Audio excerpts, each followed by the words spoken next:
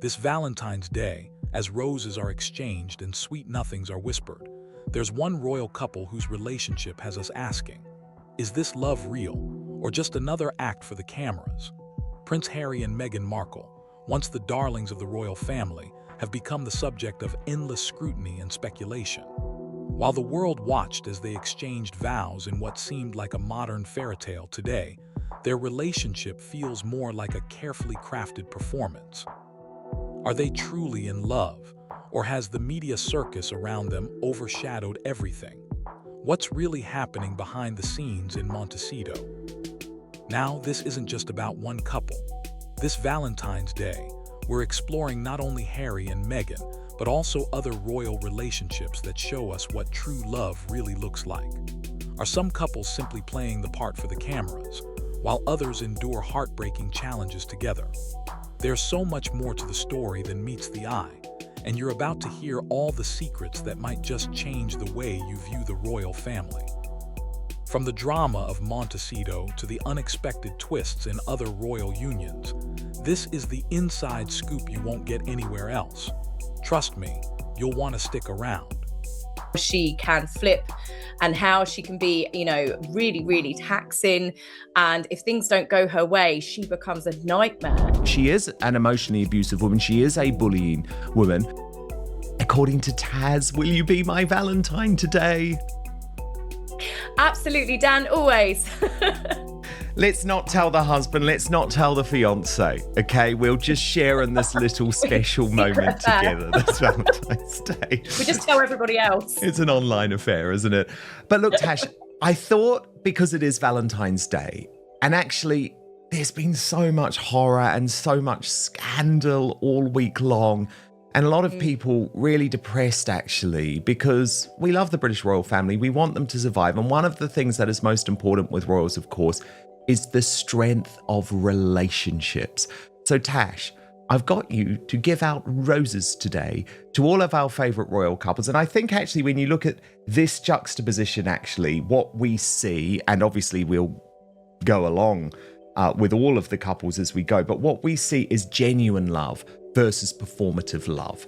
And so, Tash, let's kick off with the miserable duo in Montecito, Prince Harry and Meghan Markle, who this Valentine's Day you have awarded just half a rose. So even though Harry declared, "I love you," in that very awkward video where he's now merching "was never white chocolate," which isn't selling, you're not convinced that all is rosy this Valentine's Day for Prince Harry and the fake Duchess. Why? What do you think's really going on? I just think their relationship is performative. I think that Meghan knows she's tried to go solo and she doesn't attract needs without Harry. That's why I think Harry got dragged along to that Girl Scouts premiere.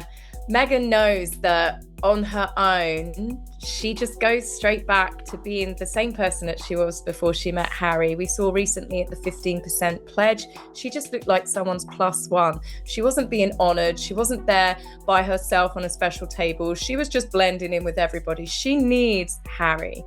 And Harry, he always tells her that he loves her. She can never, ever say that she loves him back. It's always, that man loves me so much. That man adores me so much. But you never, ever hear Meghan say, "Oh, I love you too." And it's quite the natural response. I mean, I've been with my husband now for 10 years. When he says, "I love you," I don't even think about it. I'm like, "I love you too." But it just naturally flows.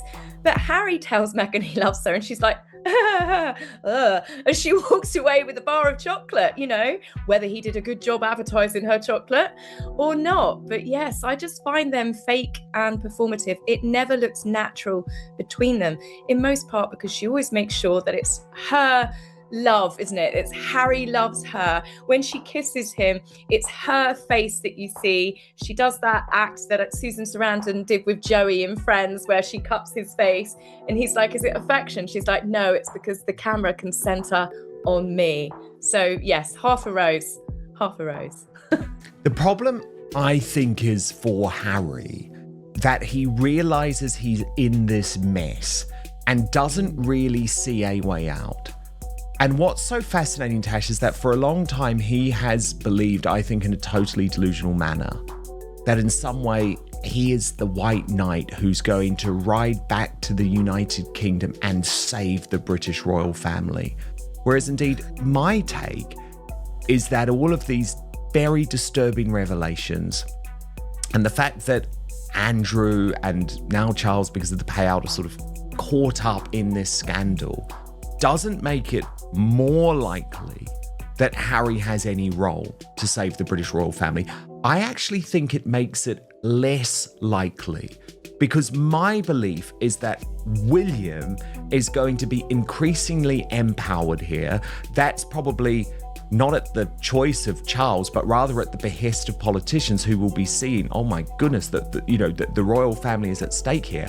And William will get his own way, which means no comeback for Harry. You're a risk, you're exiled, we don't want you here, we're not paying for your security. And all of a sudden, that means he's more of a prisoner in Montecito. That's how I see it going. Now, I know at the moment, the jury is still out because Charles does seem to be softening and wanting his youngest son to have the security.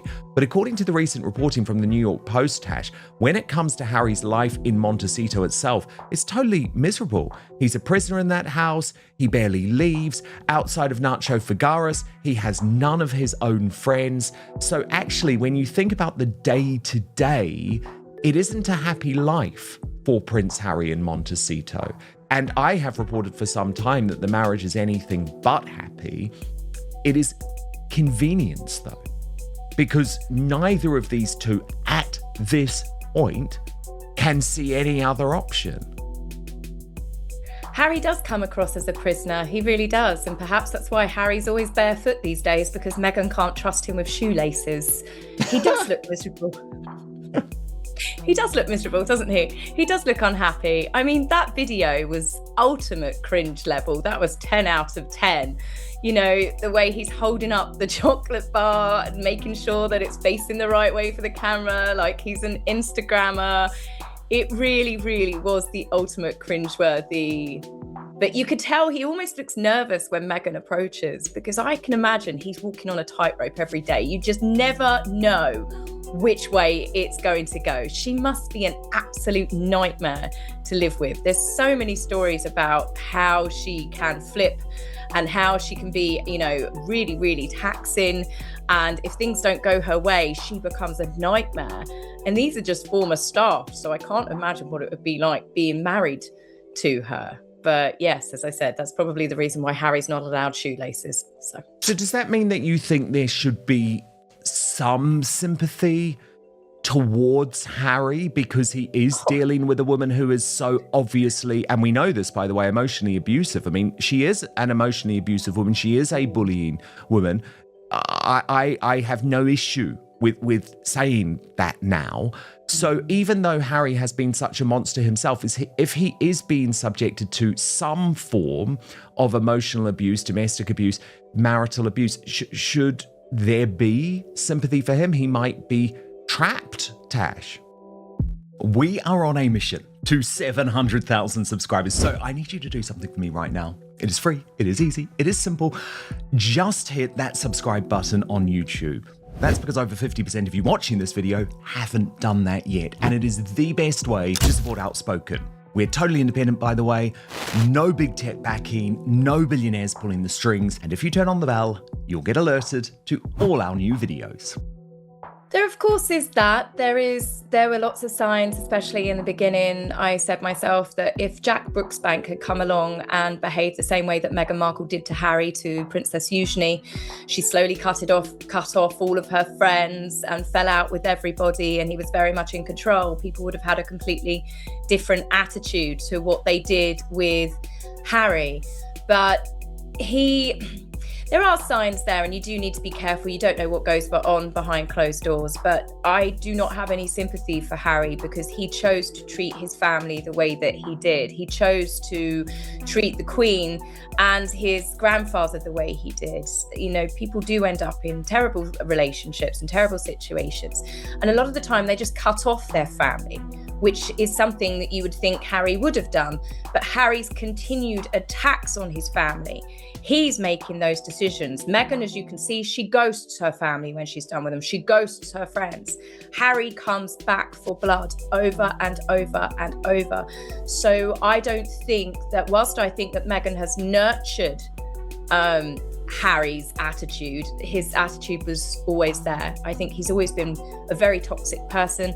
I believe, much like Prince Andrew, the palace have done an awful good job at covering up a lot of incidents and bad things.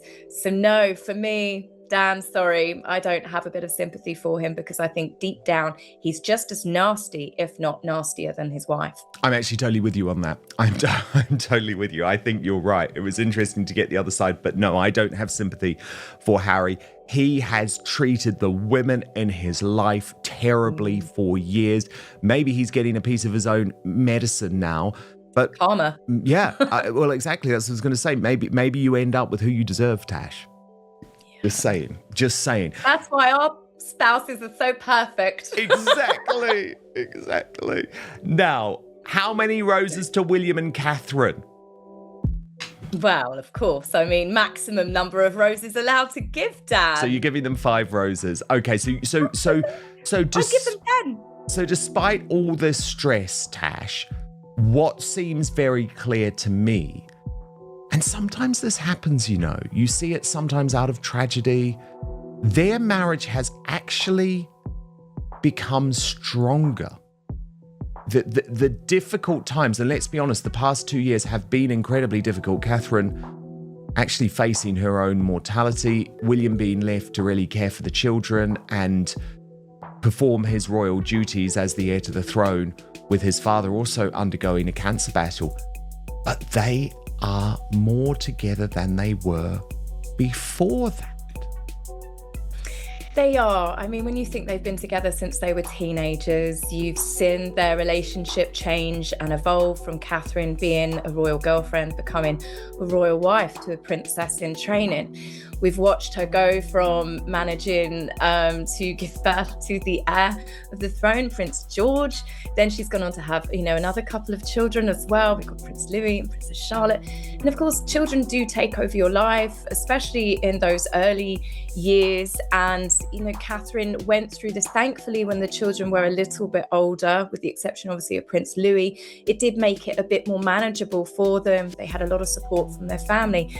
But I'd imagine that Prince William loved his wife. I mean, they've always been very tactile, very affectionate with each other. We've only very rarely had a moment where those two look like they've had a bit of a spat or a bit of an argument behind the scenes, but they've been married all these years. It's pretty normal to have the day where you're just like, ugh, cannot stand you breathing near me right now.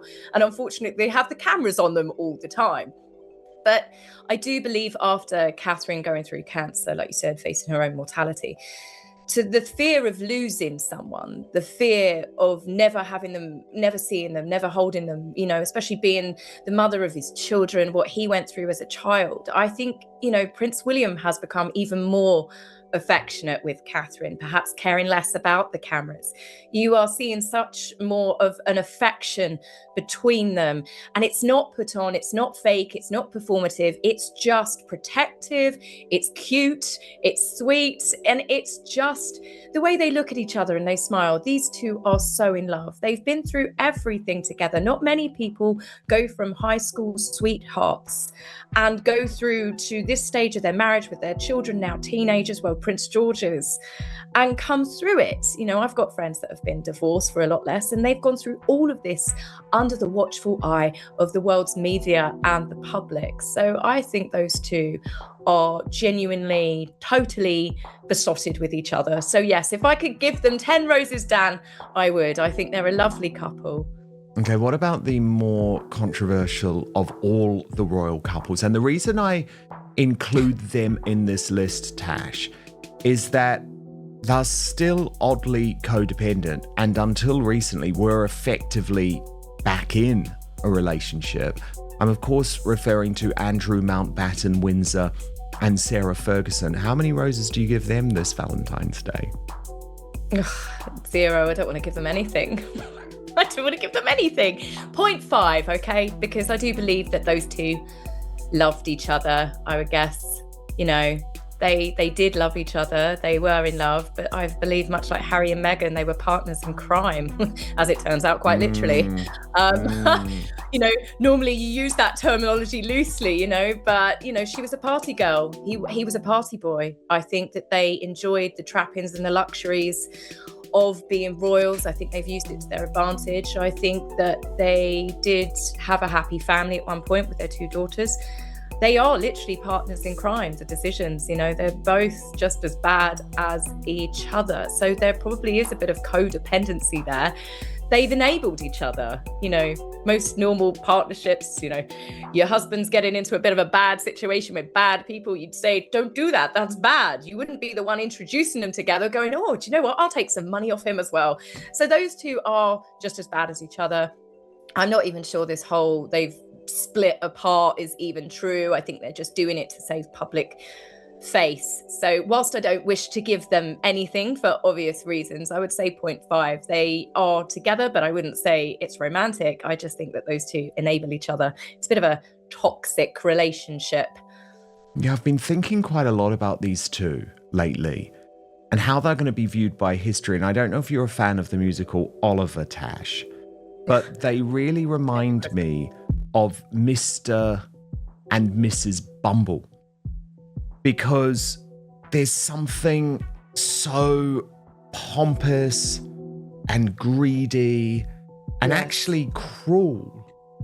And unfortunately, I think their 2 daughters have been caught up in this. So weirdly, I do think they're completely awful, but a bit like Mr. and Mrs. Bumble, there's also something that always drew them together. And a lot of it was that sort of mutual lust for the wrong thing, if you know Perfect what I mean. analogy. Yeah. Absolute perfect analogy. I was just thinking about it because I went to see Oliver. There's a new West End revival of Oliver, and I was like, yeah, there's very much something of Fergie and Andrew to the Mr. and Mrs. Bumble. Now, let's move on to, I think, a couple who has always managed to get royal life. Actually, before we go there, we've got to talk about the King and the Queen, actually, who, again, are getting through this very tough time. Tash, how many roses would you give them this Valentine's Day? The King and the Queen, Tash, 5 roses? I would give them 5 roses. They're getting through a very, very, very difficult time, yet again, with his health at the fore. I'm not sure if it's the same situation, though, as William and Catherine, where it's actually strengthening the marriage. I think it is posing a challenge, if I'm honest. But first, we've been told our whole lives that wrinkle creams were the easiest way to look younger. Now, one doctor says that's nothing but old news. According to Dr. John Lake, the world-renowned Beverly Hills beauty expert, most wrinkle fixes on the market are nothing but glorified moisturizers. He says they hardly make a dent on your appearance, some can even be harmful to your skin. Now, recently, Dr. Lake has focused his attention away from mainstream cosmetic practices. Why? Well, so that he can pursue a revolutionary anti-aging breakthrough, one that some experts say could empty the wallets of the cosmetic industry. He says it's almost like Photoshop for your face, and you may even be mad after seeing how easy it is to visibly erase your wrinkles from view. His personal clients have dubbed his new do-it-yourself technique the age rewinder method because it can take years or even decades off your appearance in under 2 minutes. In light of this amazing breakthrough, Dr. Lake has released a step-by-step video to the public, free and uninterrupted, where he outlines exactly how to use this simple solution from home. And he says if it even helps one person look younger or feel more confident, he will be thrilled knowing he helped. The video has since gone viral. At first it was shared by users on Facebook, but since then it's racked up over 2.3 million views and counting. So far the comments and feedback have been outstanding, with thousands of women reporting they look decades younger. One viewer commented, "Best results of anything I've used. I can't believe how well this works. I'll never stop using this. I don't understand how it works, but the results are great. Thank you." So you can find out more about this yourself right now. Go to bhmd1.com/outspoken or click on the link in the description box below. That's bhmd1.com/outspoken. Now, there is one thing that Dr. Lake asked from his viewers. If watching this video helps you look and feel younger than you have in years, then please share this video with your friends and loved ones. Together we have the power to help as many women reclaim a youthful look as possible. So go watch the video at bhmd1.com/outspoken right now, or just click on the link in the description box below. But now, back to the show. I would say the king and the queen to the roses. They deserve all of the roses, because I think that those two have always loved each other, always wanted to be together. I actually say, they are a real royal love story. Whilst they did obviously get pulled apart when they were younger because she wasn't a suitable bride, I do believe that she did love her husband and went on to have her family. And I do believe that Charles and Diana went through a number of years where they did genuinely love each other. And of course, they brought William and Harry into the world. But I believe that these two should have always been together. They've drawn together. I think they are definitely a love story. And I know lots of people do not accept that. They do not like that. They cannot move past, obviously, the treatment of Diana. I think it was, obviously a number of years ago, but it proves that she does absolutely adore him. And I think obviously she is protective of him. She was very protective of the king when it came to Harry. I think that she is behind the decisions as well. I would say she's probably got a stronger head on her shoulders, to be honest with you, than Charles, who we know is making terrible decisions. I would say that Queen Camilla's probably the iron fist behind the throne when it comes to some of his decisions with his family. At least when it comes to Harry, she protected him from Harry. It was said that she didn't want Harry to be alone with the king, so I think there is definitely a real royal love story. As I said, they get full roses, but it's got to be a big strain on them, what's happening at the moment. It's got to be a huge strain on all of the royal family. As I said to you before, they are definitely all under attack because of all of this, which is unraveling. But there's got to be a line drawn as to where fault will, whose fault is it? Who's responsible for their actions? But obviously with the king, that bit of news coming out that the king was involved with going towards that payment, it's not a good look. So when it comes to their love story, they get 5 roses. When it comes to the way that they're governing as king at the moment and queen, no roses. Yeah, I mean, she is the wise old sage in the room. In some ways, actually, I think it is a bit of a shame that she isn't given a more prominent role in a lot of these decisions, because I think some of her decision making would actually be a lot better than Charles. That said, I am in the camp. I've really tried over the years, but I am still in the pro Diana camp. Yeah, but I have tried, but I didn't like how we were misled, and it's like, oh, she's never going to be queen, and it's always going to be. I do think the polls back me up. I think there's a disconnect between the way that the Royal Rota speak about Camilla and the way the British public speak about Camilla. Okay, let's move on to the couple that I wanted to talk about just before we got to the king and the queen, because I think they actually provide a lesson to all other royals about how to love in a sense of total gay abandon, to use a former phrase. Zara and Mike Tyndall, how many roses are you giving them? 5, absolutely 5. Love them. I think they're brilliant. I think that they're fantastic. I think that they are such an affectionate and fun couple. They've got a lovely family. I like seeing them at royal engagements, and they've got the perfect example of Meghan didn't need to become a duchess. She didn't need to take those titles and become a working royal. She could have married Harry, which was originally offered, and then they could have just not become a duke and a duchess, not taken the job titles, which is what they were, not gone on to work for the monarchy, and they could have probably been very successful in their own rights. Zara is the perfect example with her relationship with Mike, their endorsements, the fashion deals and everything. Yes, of course, I believe that they've benefited slightly because of the links to the monarchy, but they do not take anything off of the taxpayers. They are, in fact, private citizens. She just happens to be the Princess Royal's daughter. But I find them hilarious. I think they're funny. These are the two that you want to go down the pub with. These are the two you could see yourself having a really, really good fun night out with. But they are also very loyal to the royal family, very loyal to the monarchy. So, yeah, they've got the perfect mix, I would say, of celebrity and royalty, but they're only royalty because she is Princess Anne's daughter. So, Totally. You know, if only Harry and Meghan had followed their game plan, I think they would have been an adored couple all around the world.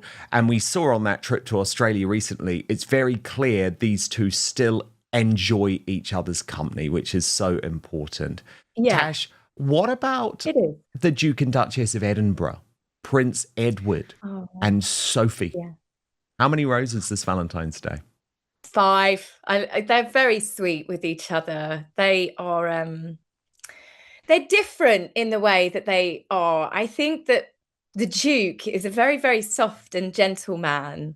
I think there is just something about them that's just very, very sweet. He comes across as shy. He he's nothing like his brothers. And Sophie has always been so lovely. She was definitely favored by the Queen in many ways. She was the second daughter that she and Prince Philip never had. The Queen was very, very affectionate with Sophie. I think that they are just a really cute couple that met each other. Can you say people are cute when they get to that age? Yes, I think you can with those two. They have got 2 lovely children. They've brought the children up so sensible. They've drummed it into them. They need to get an education. They need to get careers, that they will not be dependent on any sort of royal lifestyle or royal handouts. We've seen how down to earth Lady Louise is, sitting on the floor on the train. She was sitting there working. She's signed up to, I think it's like the equivalent of the army cadets, but in the university she's in. They are a true credit to their parents. They both refused to take titles. The option was left to them. They could have become a prince and a princess, I think, when they turned 18, but they turned it down, choosing to keep the titles that they have. They are very, I would say, shy when you see them. They're not about publicity. They're not about self-promotion. And I think that comes down from having Sophie and Edward being great parents. And again, he was the son of Queen Elizabeth II. Look how his children have turned out. For William, it was always going to be different. And for Harry, because William was always going to be the heir, and Harry, as unfortunate as it is, he was the spare. So their lifestyle was always going to be different.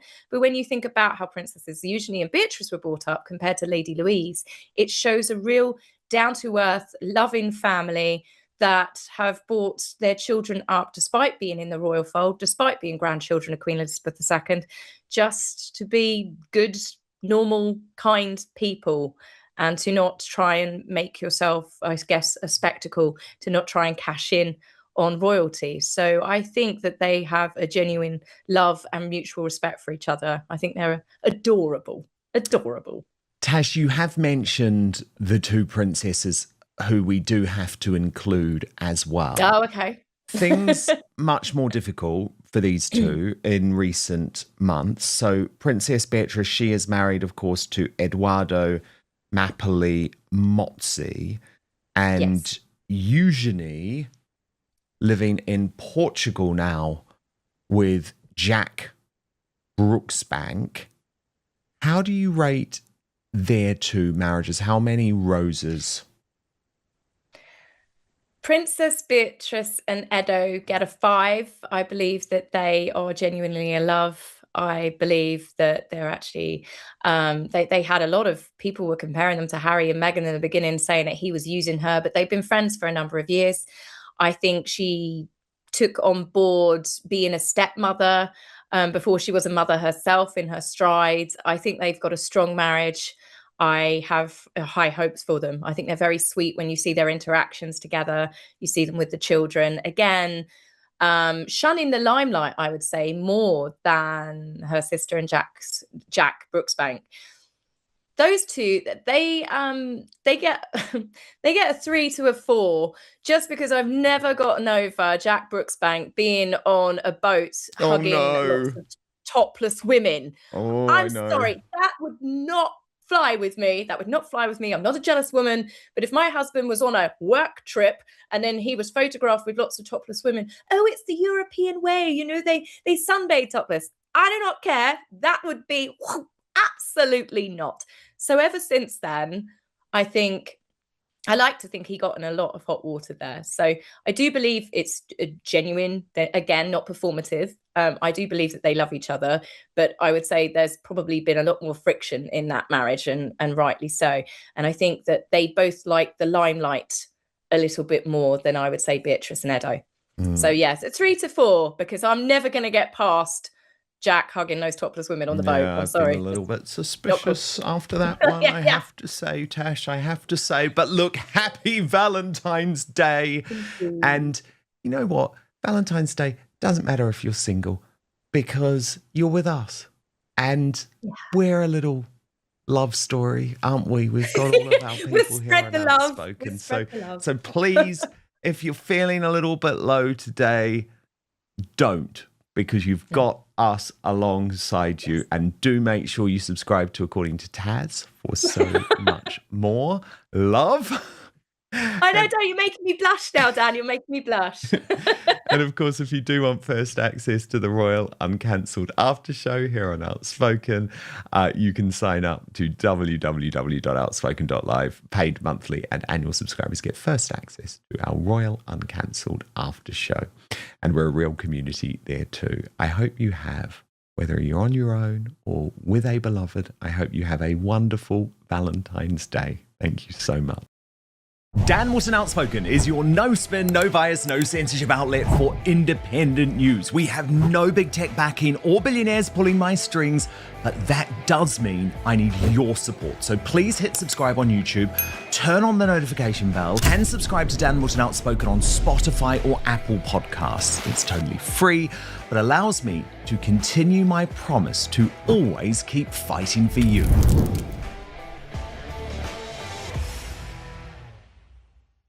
Wow, what a ride it's been through the highs and lows of royal love and drama. From the untold truths of Harry and Meghan to the genuine affection we see in other royal couples. You've heard the stories, the secrets, and the scandals. But this is just the beginning. If you want to stay ahead of the curve with exclusive insights, uncensored commentary, and deep dives into the lives of the royals and other public figures, hit that subscribe button right now. And don't forget to turn on your notifications, because we're only getting started. You deserve to be the first to know what's really going on behind the palace gates. By subscribing, you'll be supporting independent, no-spin reporting that keeps you in the loop and always brings you the truth. Join the Outspoken community today. We're here to give you real stories, straight from the source.